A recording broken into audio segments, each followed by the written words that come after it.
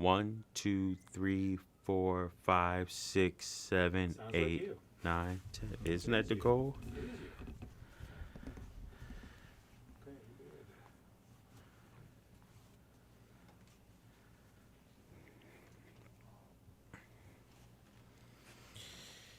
good. Man, it's funny. That was, what was it, Ross Townsend, Bob Cunningham, and Bernard Purdy. Yeah, I remember that band. I'm trying to get Bernard to sit for me for another different documentary. Where does he live? He's in New Jersey, Yeah, right? he's not too far from here. Now he's in like Maplewood or something like that. Maplewood? I ran into him. He's close. Yeah. He's as close as I am. I ran into him at a Stop and Shop. The Stop and Shop I shop at. Oh, my man. I hope I didn't put too much sugar. Oh, 3 you're spoons. fine. Where are you, in Plainfield? Mm-hmm. I saw he came out to Cecil's once dressed in a suit when I was playing with grass, and I was like, afterwards I was like, who is that? For some reason I didn't recognize it. I was like, oh man, I would like to talk to. That was a bad group. That group messed me up. You know, I'll explain it. Because I had to think about it. You had me, when you called me up yesterday, I started thinking about all these Houston stories and what it was meant like for me to hear him. That's exactly what we want. That's it. Yeah. So, are we We're ready? rolling. So should I ask you about like what about Houston Person Sound, or do you want to just talk about Houston?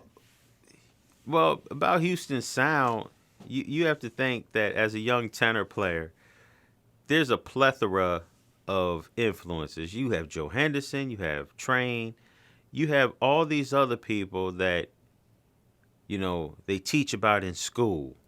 They tell you have to check out in school. But if you want to learn how to feel good, you listen to Houston. Because at the end, it's like that wrestler says, I'm a certified G and you can't teach that. You can't teach that sound. You can't teach that feel. If you could teach it, more people would do it. I mean, he's not playing to impress other musicians or the people sitting in the back of the room that have their horns. No, he's playing for those people that are legitimately paying to see him, to experience him. I mean, I remember sitting in the back of trumpets, and it was just such a stark difference to any other band I've ever seen in my life. Because, you know, you're sitting in the back of trumpets, or actually I'm sitting on the side, and he's just kind of relaxed. He's not talking a lot.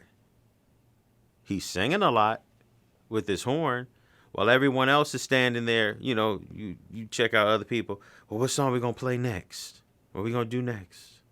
There's a lot of talking maybe to the audience.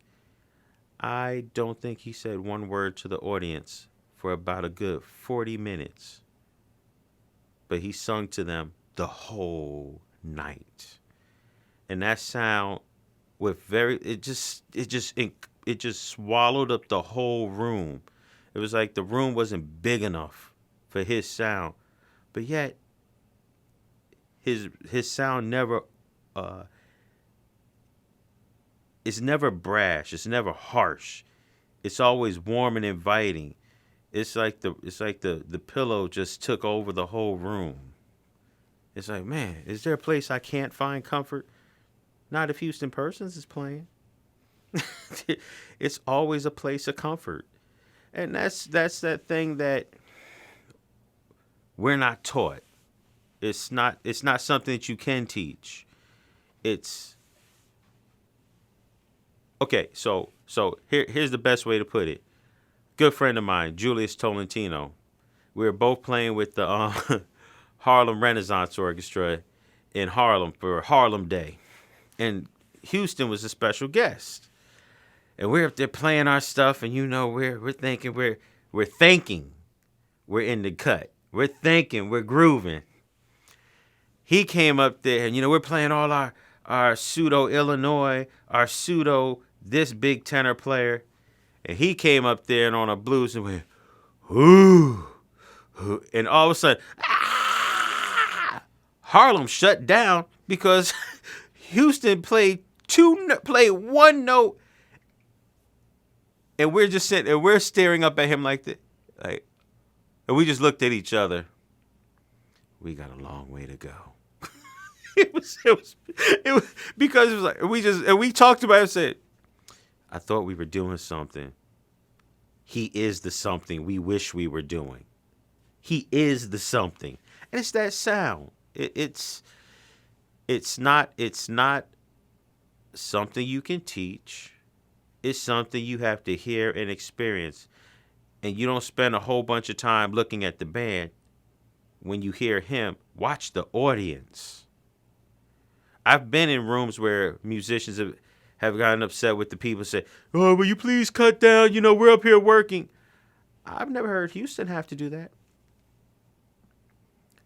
One note and it says, oh, something's happening here. One note. It's something about the way he even puts the horn to his mouth. And when that sound comes out, it says, hey, come here, youngin'. I have something that you need to hear. And that's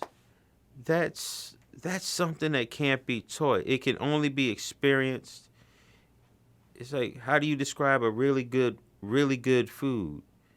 Or something, you know, how do you describe a feeling? Sometimes you can't. You just have to experience it. And you know, what was funny is the first time I met him before I heard him on any record. And he came to my high school for some evening presentation they were doing. And I knew who Houston Persons was, but I hadn't really, like I said, I was a young cat that was checking out all these other people because I was trying to be the next bad and brash playing. I thought I was supposed to be up in there.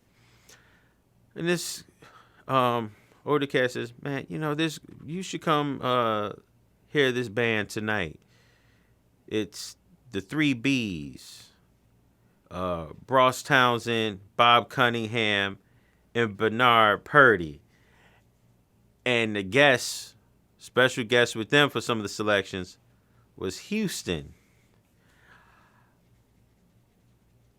And I sat in the back and I got to, you know, hang out in the dressing room, you know, well, which was really just the band room. And listen to that sound just warm up. And then he went out on stage, and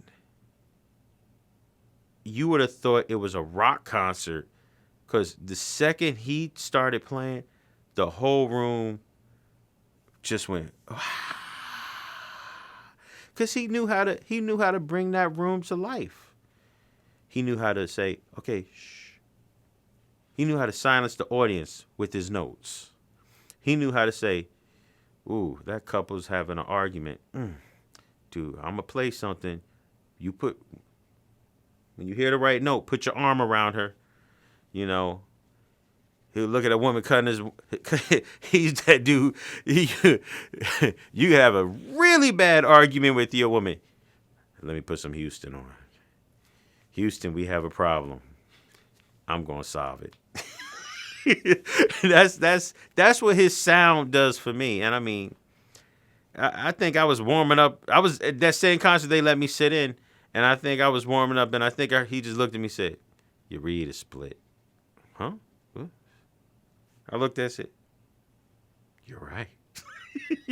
I mean, what am I mean, that was, and he was just gentle.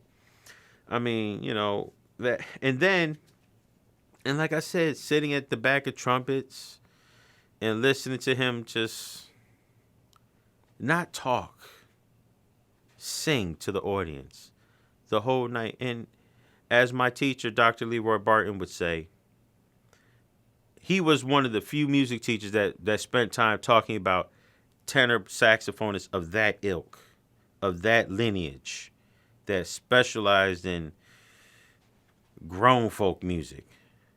And he said, You had to be able to stand flat-footed and sing to the audience, and where you got to be able to do it.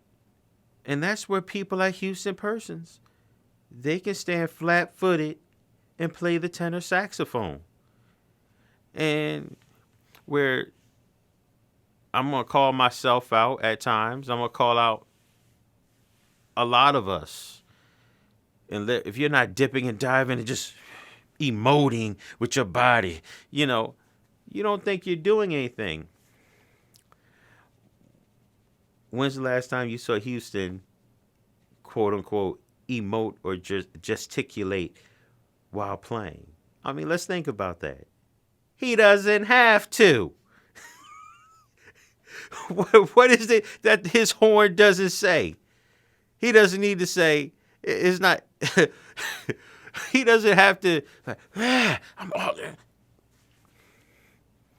Houston speaking, you let's come around, youngins. That's what it is. And so I didn't get what a great tenor player in Norks once said to me. His name's Leo Johnson. He said, "You sounded good, Nelson, but eventually you're going to learn that what you're saying with 20 notes, you could say with 2. Houston can say it with 1. And it'll mean more. He's the economy of words. He's the economy of sound. He's the economy of feeling. And to say he sounds good, what you're really saying is he feels good. Now, I can't make it any clearer because at the end of the day, when I come home and I've had a long day, put on some Houston. Houston's going to solve the problem. I mean, sometimes when we're thinking about what we're trying to get to with this music, here's the best way to put it. There's several documentaries and several interviews where people have said that Miles, Electric Miles in the 70s helped bring a lot of them to jazz. It helped introduce new jazz listeners. I think one thing is left out of the conversation is Houston coming on the radio, even in passing. He's created jazz fans. He's wooed ears. He is, I mean, please, he's brought people to the music. And I think that's, if there's any point that needs to be made, it's that. He's brought people to the music by bringing the music to the people. He made it simple. He didn't make it complicated. It's like the whole analogy. The sun and the wind was arguing. Said, I can make that man take his coat off. So what the wind did was it blew real hard trying to blow his coat off. It tried to blow his coat off. And the more it blew, the tighter the man clung to his coat. The wind said, oh, I'm sick of this. All the sun did was shine. And the man took his coat off. That's what Houston does. He just shines so people can take their coats off and get comfortable, we literally give him our ears because he's earned our ears. And for me as a tenor player, as a musician, he's the reason why if I can't hear my sound, I can't do anything. I've literally spent a great deal of time trying to get that thing in my sound. No matter what I'm doing, if I can't hear an inkling of that sound, nothing else makes sense. I'm still working on it because that sound is special. I'm just trying to get to somewhere close to the feeling of that sound as it pertains to me. and Anthony. You know, I guess that's the best way I could put it. I mean, he's feeling, he's inspiration, and there's a reason why his sound is always in demand. But he never has to demand ears. His sound's always in demand, but he never has to demand ears to listen. Yeah. Any other questions? I have a question. That Do was you, great, do Anthony. you think? Yeah, it's amazing. But everything you said about him and and that thing that he has, do you think that will happen again, or his era and his peers from that era, the last of that, or is that something that you and others like you can you reach that, or is it unattainable?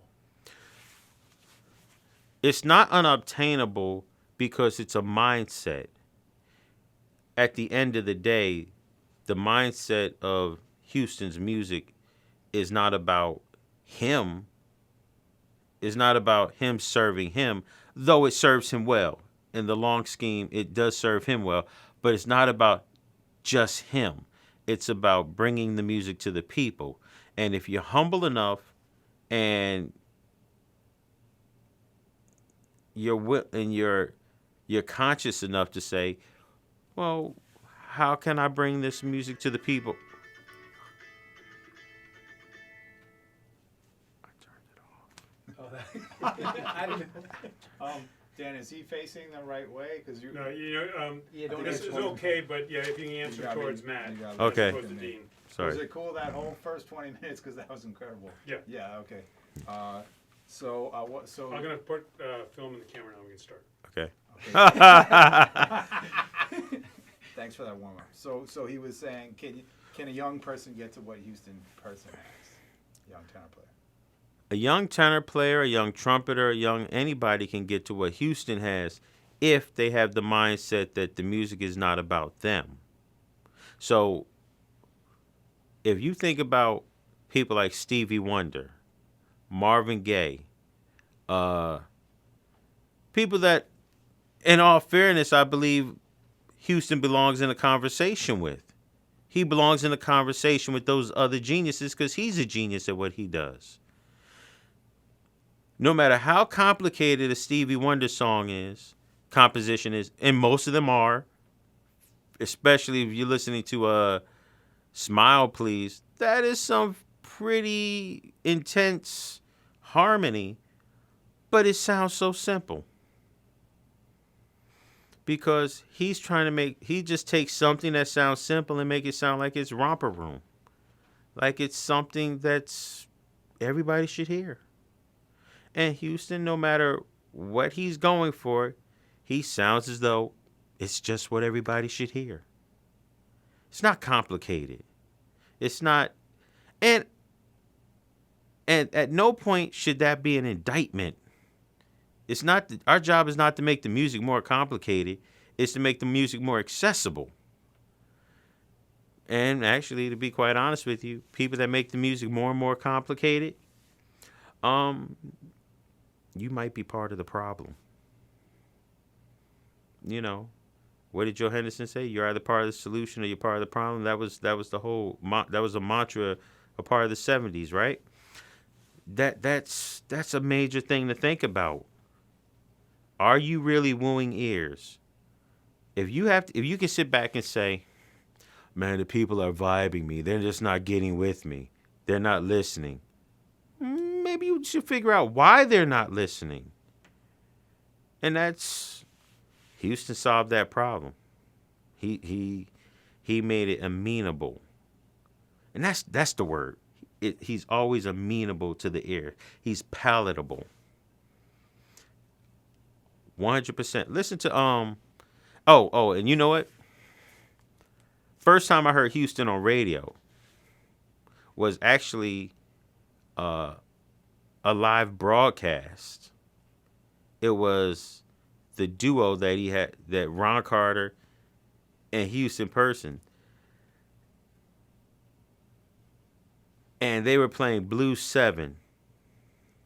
And I'm sitting up here listening to this. And it's just isolated. You think about this. that fat bass sound with that robust tenor sound,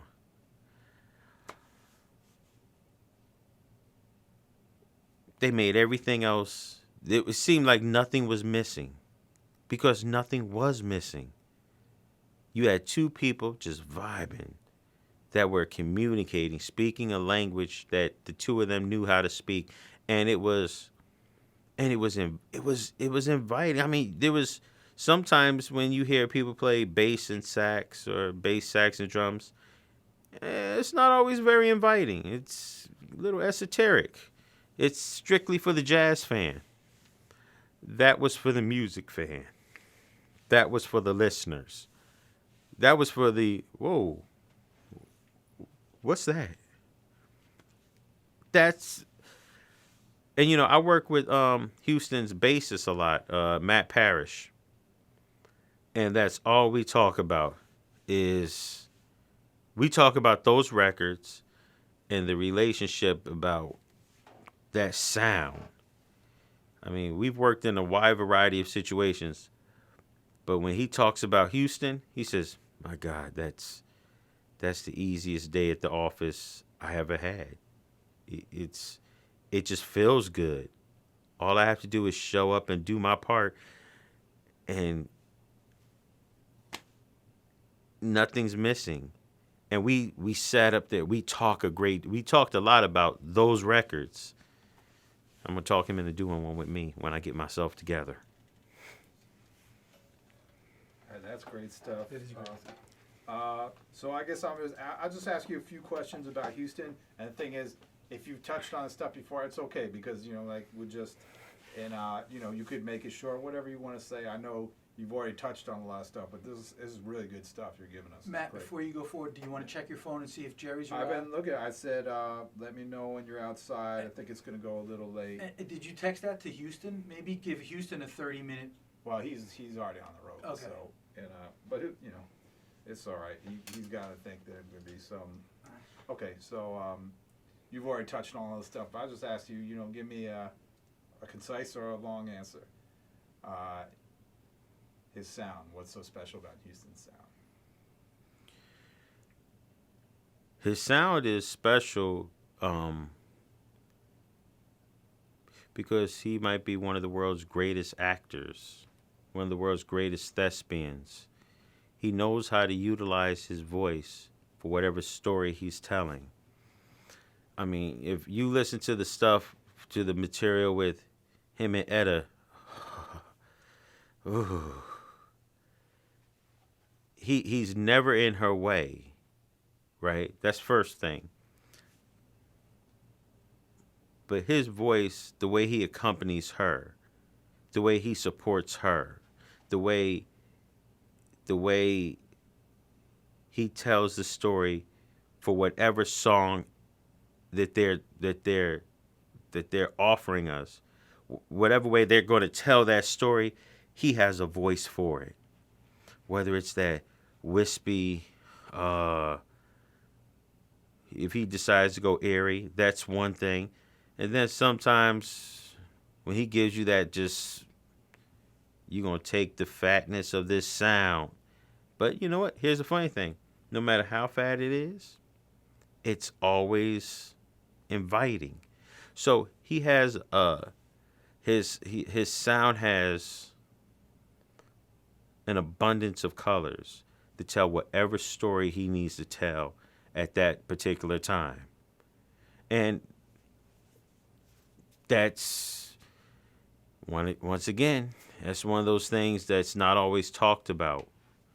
Can you take one setup, as my once again, I'm gonna mention Dr. Barton again, he would say, can you take one setup and do everything that you need to do? Tell whatever story you need to tell. Houston persons can do that. He could tell whatever story he needs to tell because he truly is a storyteller. He has a concept of where he's going. Whatever message he's giving, you're going to receive it. You're going to hear it. And it's all because he knows how to manipulate his voice. I can't say he honestly thinks about it. I think he just does it because it's not like you see a great actor and they're saying, well, I'm going to make my voice a little bit raspier today. Whatever the character calls for, that's what they do. That's what I always hear in Houston. That's what I've tried to emulate from Houston. What is it about the way? Oh, what are you gonna say? I have a question. So, do you see a distinction, or maybe talk about if there is a distinction or a connection between Houston as a human being and all that entails, and a musician? Where is there a connection to the sound and the experience from the music to who he actually is as a human being? Well, in my opinion, there's no way to take one without the other.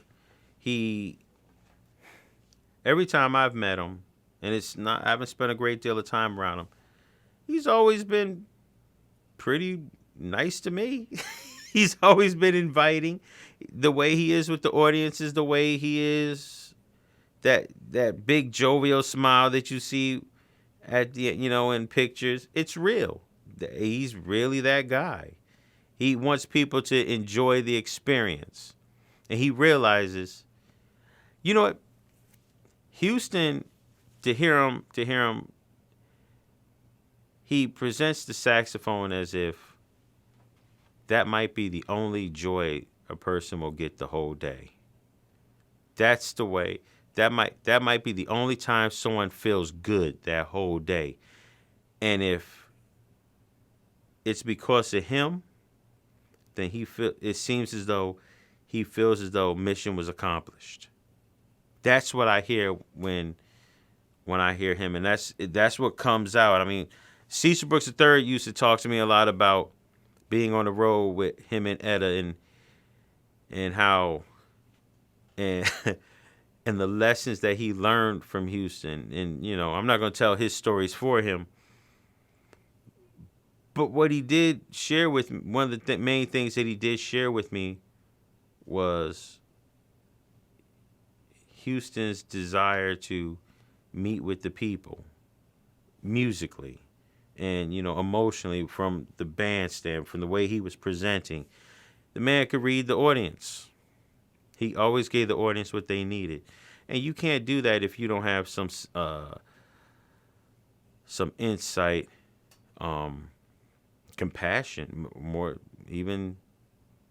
maybe of an empathic nature.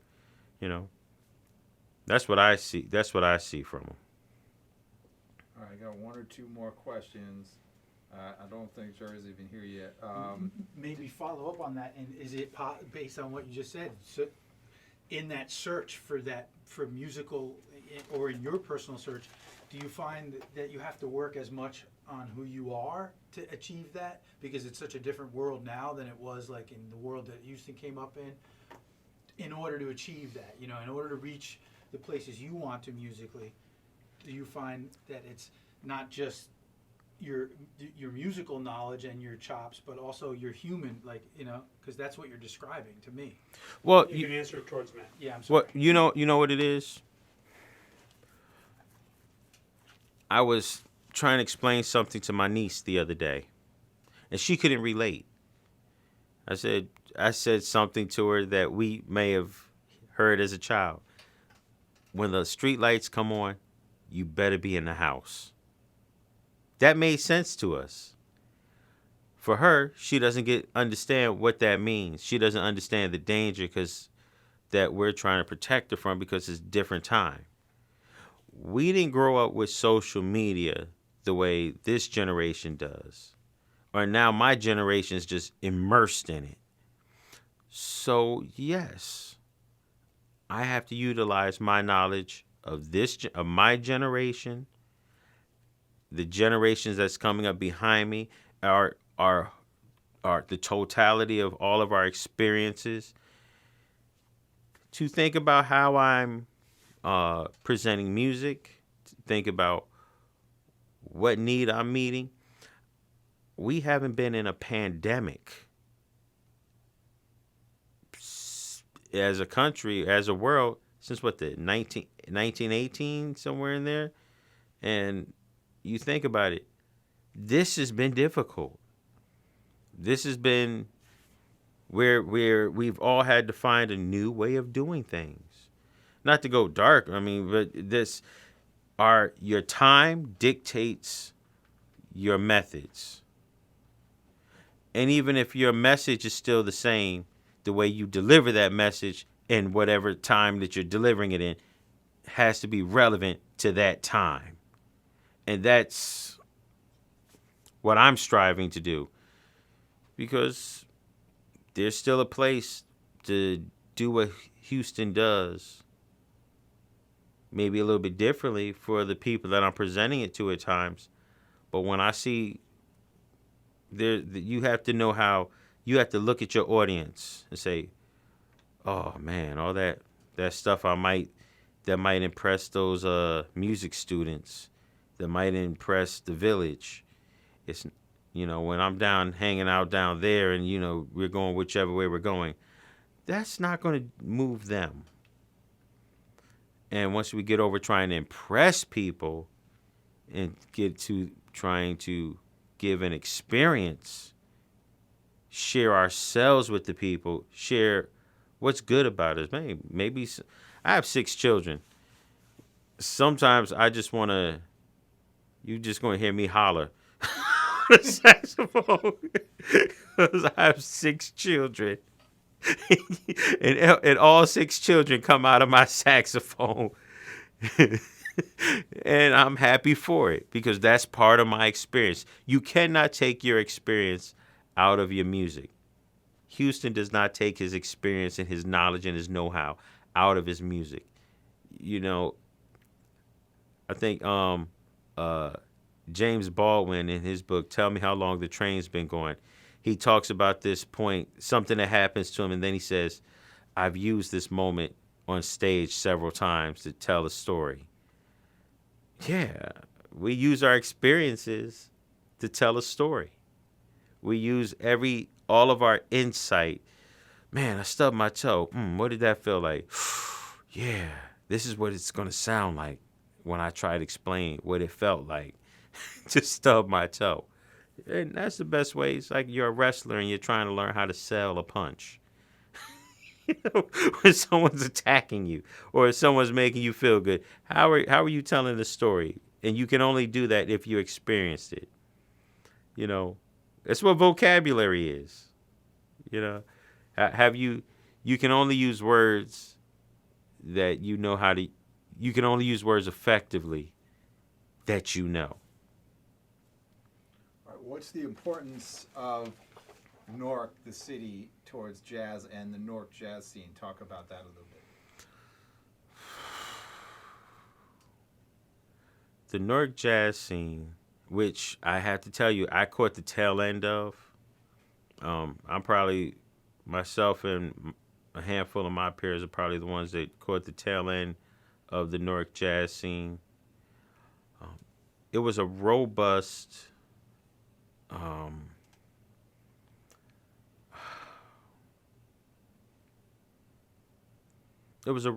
environment. I mean, I could go to the Peppermint Lounge and run into, on any given night, Gene Gee, Leo Johnson, James Stewart, Captain Jack McDuff used to come in whenever he was in town. And, Don Williams was there, one of the greatest organ drummers that ever lived. And so you would always, George Benson would come down and hang out. So there was always these great musicians around that didn't necessarily want to live in New York. They didn't have to. They could drive, they would live in Newark and go to New York and travel all around the world from Newark. And it was a vibrant scene. Charlie Persip's from Newark. And, you have Charlie Persip, you have even Gloria Gaynor. I Will Survive is from Newark. So you have this huge art scene. What about Tyrone Washington? So there's so many great, and Herbie Morgan. You have so many great musicians that have helped contribute to this music that were right there. And it was the first stop on the Chitlin circuit. when you left New York, the first spot you went to was Newark, New Jersey. You had all those clubs right there around Bradford Place, which is now where a bunch of men's haberdasheries are.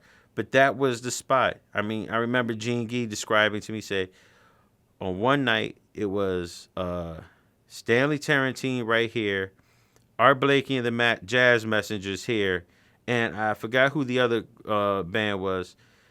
And he said he saw them all for less than $15. And he described to me going to see Gene Ammons.